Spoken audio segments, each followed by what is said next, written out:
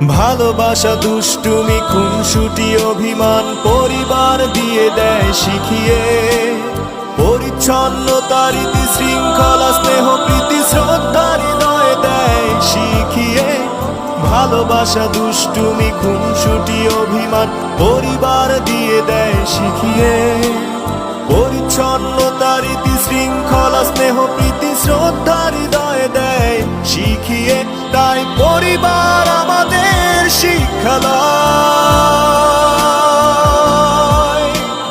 পবিত্রতার প্রাণভূমি,